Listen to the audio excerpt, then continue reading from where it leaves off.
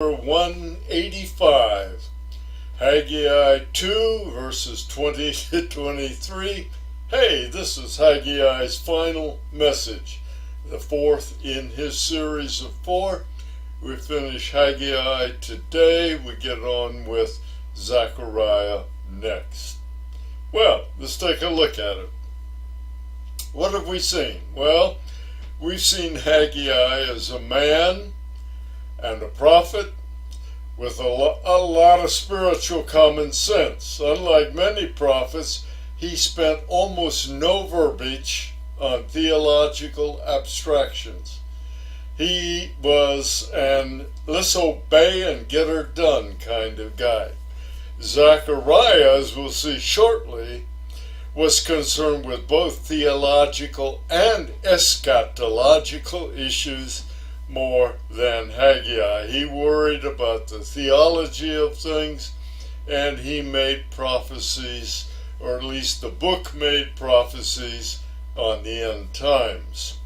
Haggai's fourth message took place on the same day as his third, which was December 18, 520 BC. It's almost 2 months later, well before Zechariah's book described his 8 night visions. And his visions will be described on February 15, 519 BC. From December to January to February. Looks like he just missed Valentine's Day, doesn't it? Zechariah 8 night visions occurred in a single night. Yeah, it's only about the fourth time I've said that. Before we continue, there is one thing I'd like to bring to your attention. Have you noticed that both Haggai and Zechariah give us timing marks based on Gentile kings and rulers? Darius, in this particular case, we mentioned Cyrus earlier, and Artaxerxes was mentioned later. Well, why do you think they use pagan kings, or at least foreign kings, not kings from Judah or Israel? Why do you think that is? Most other prophetic books measure times by which king was on the throne in one of the two kingdoms, Israel or Judah. Well, actually, I guess we go back, we've discussed this, haven't we? During these post-exilic can't say that word again today. After the exile, there was no king on the throne in Judah. There was no Israel. The northern kingdom, remember, didn't exist as a nation anymore. So there weren't any Jewish sort of or Hebrew kings to speak about. So we've got now a standalone nation being set up. It's Judah, but there's no king. So who do you go by? You go by somebody else whom history will record. And in this case, it's Darius. Let's see where we've been. Israel ceased to be a nation in 722 BC after their defeat by Assyria. And you had the swap of Jews out and foreigners, Gentiles in. So the face of Samaria, or the northern kingdom, changed considerably. Judah ceased to be a functioning nation in 586 BC when Jerusalem was sacked and the temple destroyed. However, Judah, unlike Israel, was to be restored to full nationhood. Israel was not. The northern kingdom was not. Now, the restoration that was prophesied would be realized in Jewish minds when Judah's temple was completed and dedicated. Without Jerusalem, without a temple, they simply were not the full nation of Judah. Well, Ezra led the first contingent of returnees back, 538 BC, I think is what we came up with. They built an altar within the temple ruins, and they started sacrificing again so that they could meet their ceremonial requirements for their worship. That began almost immediately. Well, within the first 2 years, that would be down to 536 BC, the foundation for the new temple was laid, but then work stopped for a variety of reasons.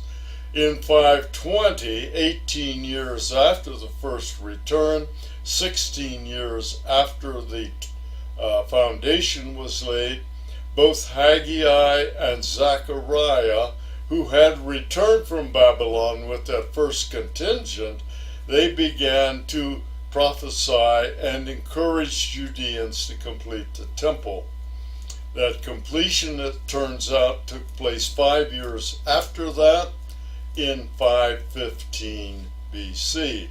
And we made note of the fact that the time gap between Judah's demise as a nation in 586 BC and the completion of the new temple in 515 BC is just over 70 years, the 70 years that Jeremiah prophesied.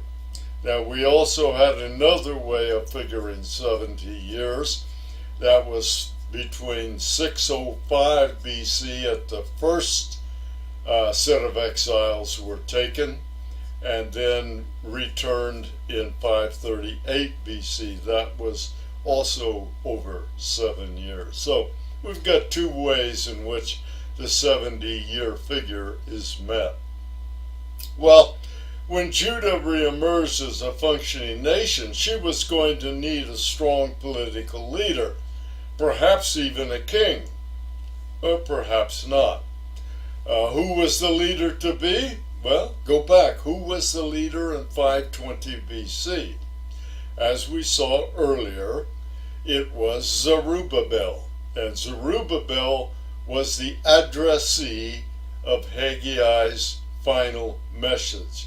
So this message beginning in Haggai 2:20 is a message to Zerubbabel. So let's start by looking at 2:20 in the first part of 21. Then the word of Yahweh came a second time to Haggai on the 24th day of the month, saying, remember means that this fourth message was given on the same day as the third message. Verse 21, speak to Zerubbabel, governor of Judah, saying. So, the addressee of this particular message is the governor appointed by Cyrus.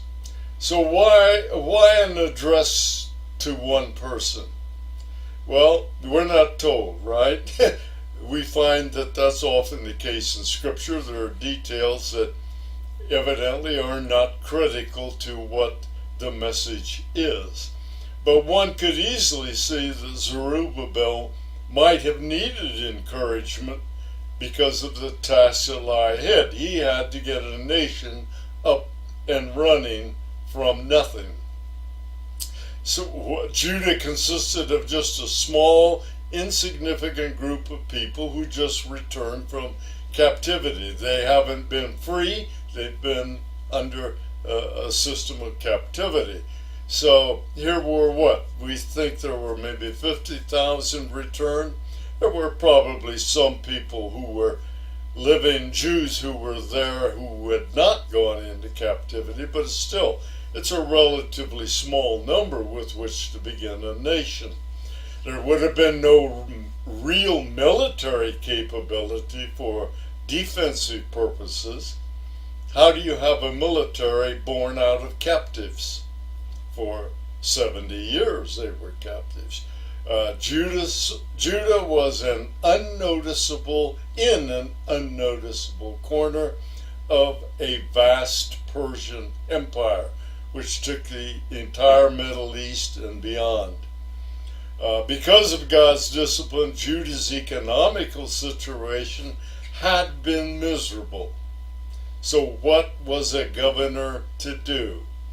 So that's what faced Zerubbabel, maybe even worse than we thought because of the local opposition. But let's see what we can find out about this guy. We've already said he was of the lineage of David. Yeah, he's quite a way down the line from David, of course, and in that part of the line, we consider that, or some consider that, to be the other side of the tracks, so to speak. These were not, by and large, good guys. Let's start with Zerubbabel's lineage, beginning from King Josiah, who was an outstanding king. Even in Scripture you can find something that said he was the best king, even beyond David, who had taken over and started a number of reforms. I'm reading from 1 Chronicles chapter 3. Begin verse 15. And the sons of Josiah, that was the king, were Johanan the firstborn, and the second was Jehoiakim, the third Zedekiah. Remember, Zedekiah was the last king of Judah, and he was appointed by Nebuchadnezzar. The fourth, Shallum, and the sons, so there were, four sons of Josiah. And again, Johanan, Jehoiakim, Shallum, who did I miss? Zedekiah. In verse 16, and the sons of Jehoiakim were Jeconiah, who is also called Jehoiachin, and also called Coniah, three different names for Jehoiachin. He was the guy you want to keep your eye on because the Lord made a pronouncement against him. This was his son, Jehoiakim's son. Jehoiakim, son of Josiah, had a son named Jehoiakim, who had a son named Jehoiachin. Zedekiah was his son. There was another Zedekiah. And the sons of Jeconiah, the prisoner, Jeconiah was the same as Jehoiachin, remember. He was the one who went into exile as a prisoner of Nebuchadnezzar. The sons of Jeconiah were Shealtiel. Keep that in mind because Shealtiel is listed as the father of Zerubbabel. Shealtiel, his son, that's Jeconiah's son, and Malchiram, Pedaiah, Shenazar, Jechemiah, Hoshama, and Nebabiah. Probably butchered a number of those pronunciations. And the sons of Pedaiah, now catch this, the sons of Pedaiah were Zerubbabel and Shimei. So now you've got a problem that has to be dealt with, right? It says, we had read earlier that Zerubbabel was the son of Shealtiel. Now here in 1 Chronicles, looking at genealogy, it says Zerubbabel was the son of Pedaiah. Something that needs to be squared away. Again, we have Zerubbabel, a descendant of David, and the son of Pedaiah and Shealtiel both. Look at Ezra's comment again. Ezra 3:2 says, Then Yeshua, the son of Josadak, and his brothers the priests, and Zerubbabel, the son of Shealtiel. So Ezra saw Zerubbabel as the son of Shealtiel, not Pedaiah. So, what do? How do we look at that? How does it happen that Zerubbabel is listed with two separate fathers? Well, it turns out that wasn't rare in Israel's history, Judah's history. Shealtiel and Pedaiah were brothers, and that's key. If Pedaiah died childless, then Shealtiel could have fathered Zerubbabel by a levirate marriage. What does that mean? Well, as the brother-in-law of Pedaiah, Zerubbabel, to him fell the responsibility to father a son for the deceased Pedaiah, in order that Pedaiah's lineage and offspring would continue. So Shealtiel would have been the biological father, but Pedaiah his legal father, and he would have been considered the son of both. There's another alternative, and that is that Shealtiel may have adopted Zerubbabel for some reason. Maybe Shealtiel had no sons of his own, so he adopted Zerubbabel to have an heir also. So Pedaiah in that case would have been the biological father, Shealtiel a legal father. So one was biological, one was legal. Thus the two fathers' names. So the Zerubbabel-Shealtiel relationship shows up in other places. How about Jesus' genealogies? This is why it gets to be interesting. Matthew 1:12 says, after the deportation to Babylon, to Jeconiah, that was Jehoiachin, or Coniah, was born Shealtiel, and to Shealtiel was born Zerubbabel. So in Jesus' genealogy, Zerubbabel is listed as the son of Shealtiel, keeping him in the line of David. You find much the same thing in Luke 3:27. It says the son of Johanan, the son of Risa, the son of Zerubbabel, the son of Shealtiel. So there again, in Jesus' genealogy, you find Zerubbabel and Shealtiel. There's more to this story, but rather than getting tied up in how this affects the genealogy of Jesus, let's go back and finish up Haggai as we get done today, maybe. Haggai 2, starting in verse 21 and into verse 22. Speak to Zerubbabel, the governor of Judah, saying, I am going to shake the heavens and the earth. Here's Haggai's prophecy. I am going to shake the heavens and the earth, and I will overthrow the thrones of kingdoms and destroy the power of the kingdoms of the nations, that would be Gentiles, and I will overthrow chariots and their riders, implying that this is a military action. At least that's included in here. Their riders and horses and their riders will go down, every one by the sword of another. Well, usually you die by the sword of another, but this is a phrase that means the sword of another of his own army.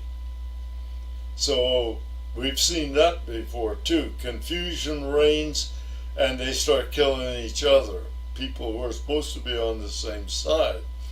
So God laid out his plan, at least a sketchy version of it. Shaking reminds one of an earthquake and judgment.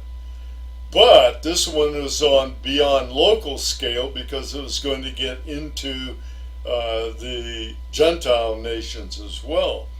Verse 22 sounds like a political war. Kingdoms, nations, powers Things overthrown, king of the nations of power is overthrown. The nations, again, Gentile nations. So we're going to have a judgment on the Gentile world. Judah's not mentioned in this prophecy, noticed. But the inclusion of horses, chariots, and riders, as we said a moment ago, implies that military action is going to be part of this upheaval that God has planned and prophesied. This was to clearly be a sovereign act of Yahweh. There's no implication that anybody else is responsible for it. By the way, everyone, and we mentioned just a second ago, everyone by the sword of another implies that each soldier killed was killed by a comrade in arms. That's not new to us. We've seen that a couple of times in the last 184 previous sessions. There are a number of instances in the Old Testament where Israel's enemies are defeated when the enemy kills each other during some form of confusion. Think back to Gideon's victory in Judges 7, where Gideon's whole army just simply took some kind of glass things with candles in them and they shattered them. And the army of the Midianites, was it Midianites? I think it was Midianites, went into confusion, started killing each other, and Gideon won victory without much of a struggle. So if you see something that's likely not noticed before, read Psalm 2 with Haggai's verse 22 in mind. And when you finish Psalm 2, read Ezekiel 38 and 39. You'll see some very interesting parallels to verse 22 of Haggai. But when was this going to be planned? God just said, someday I'm going to do this. Was it during Zerubbabel's day? No. In that day, go back to verse 22, in that day implied a time yet future, and when we hear in that day, we take it to mean end times. So this is actually an end times prophecy that Haggai is making. I'm not sure Haggai knew that. I think Haggai probably hoped that Zerubbabel would be in charge when that took place. Why do I think that? Well, personal opinion. Again, verse 23 of Haggai 2. On that day, declares Yahweh, I will take you, Zerubbabel, the son of Shealtiel, my servant, declares Yahweh, and I will make you like a signet ring, for I have chosen you, declares the Lord of hosts. That's why I think possibly Haggai thought this would take place during Zerubbabel's day. But I really think what's happened here is that Zerubbabel is being used as a type or a forerunner of the Messiah. Just think about it. Zerubbabel was of the line of David, as would be the Messiah. Zerubbabel was called my servant, which, by the way, is one of Isaiah's favorite titles for the Messiah. And Zerubbabel was chosen by God, just as the Messiah was said to be God's chosen one. So I think the references to Zerubbabel here really are intended to be prophetic of Jesus at his return. Haggai's prophecy, I think, was clearly messianic. If you want a comparison again, besides the two I gave you a moment ago, read Daniel chapter 2, and it describes a messianic kingdom that replaces Gentile kingdoms Remember, Haggai just said that in this shaking, Gentile kingdoms were going to be overthrown. There would be political and military overthrows, according to Daniel 2. Well, the reference to chariots and riders and horses and so forth. I think it's a war as in Armageddon. And when you get Armageddon, of course, you have the second advent of Christ. You can check Revelation 16 and 19 for those pieces of information. So what do we have? The Davidic kingdom will be established in that day, a day of unqualified glory for Israel under the Messiah's kingship. Let's get back to Haggai now. The Lord made a promise to Zerubbabel. First, that God acknowledged Zerubbabel as my servant, a title of honor when bestowed by God. We think of a servant as a slave, but when God says you are my servant, that's a title of honor. And as we said, it's one of Isaiah's favorite titles for the Messiah. Maybe even Haggai thought Zerubbabel might be the promised Messiah. That's entirely possible. But what about the reference to like a signet ring? What was a signet ring? Well, it was a token of authority and was used to represent the crown, the throne, the scepter, or the king. Like a signet ring implied that Zerubbabel would have or represent God's authority, either in his lifetime or in that day, or both. But it was to an honor to Zerubbabel in this fourth message. Zerubbabel, again, being in the Davidic line, would be a channel to the Messiah, even though he would never be king himself, and Zerubbabel never was the king.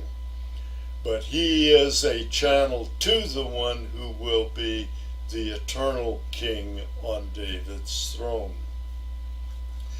Some commentators believe the signet ring represented a restoration of the signet ring. The signet ring had been taken from Jehoiachin, remember Jeconiah, Coniah, the father of Shealtiel. It was taken from him by God. God put an end to the importance of Jehoiachin. Let me read to you from Jeremiah 22, verses 24 and 25 to begin. As I live, declares the Lord, even though Coniah, the son of Jehoiakim, king of Judah, even though he wore a signet ring on my right hand, he was the king of Judah, yet I would pull you off. So he said, I'm going to take off Jehoiachin, Coniah, Jeconiah, excuse me, and I shall give you over into the hands of those who are seeking your life. Yes, into the hands of those whom you dread, even into the hand of Nebuchadnezzar, king of Babylon, and into the hands of the Chaldeans. Remember, Jeconiah was referred to as the one who was the prisoner.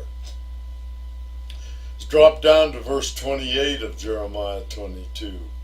Is this man Coniah a despised, shattered jar? Or is he an undesirable vessel? And the answer is yes. That's a rhetorical question. Why have he and his descendants been hurled out and cast into a land they had not known, Babylon? O land, land, land, hear the word of Yahweh. Thus says Yahweh, right this man down childless, a man who will not prosper in his days. He went as a prisoner. For no man of his descendants will prosper sitting on the throne of David or ruling again in Judah. So what's he saying? Just this guy, just consider him childless. None of his offspring are ever going to sit on David's throne again. That should raise a question in your mind, a New Testament question. I'll leave it there. Zerubbabel then, as a descendant of Jehoiachin, was by Yahweh's declaration prohibited from kingship. He never became king. He never was king, as we have said, but some scholars believe Haggai's statement was a removal of the restriction that his offspring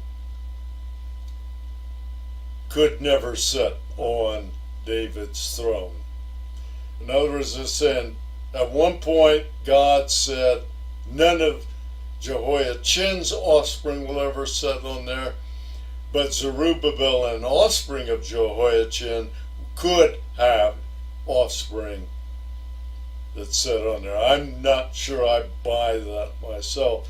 That seems like double talk to me. If offspring of Jehoiachin can't sit, then why would offspring of Zerubbabel sit on the throne? So, anyhow, that's an interesting question. Not an easily answered question. It is, in fact, a dilemma.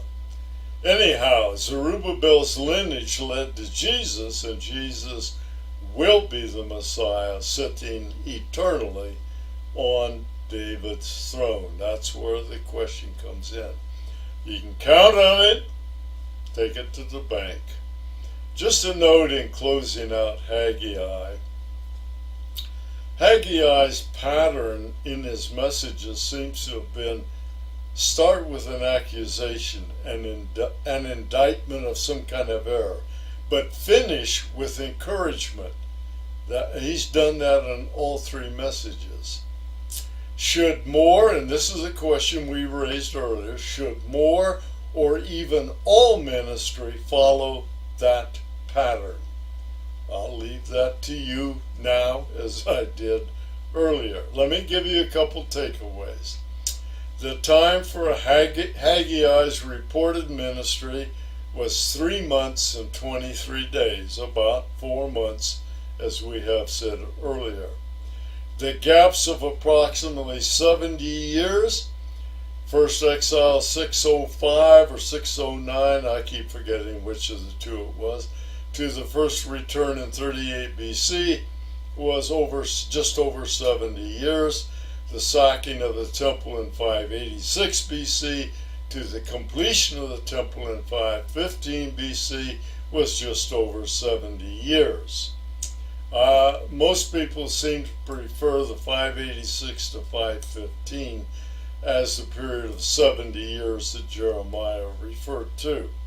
And finally, Zerubbabel the governor was of the line of David. He was never king, although he did continue the line to the Messiah in both Luke and Matthew's genealogies. In the Old Testament now, remember that a man may be said to have had two fathers through either levirate marriage or adoption, one legal, one biological. A future sovereign act of Yahweh will return glory to Israel at the end of the age, at the second advent. Well, what's about our next session? Well, we're going back to Zechariah and the first one or two of his 8 night visions. Thank you for being here. We will see you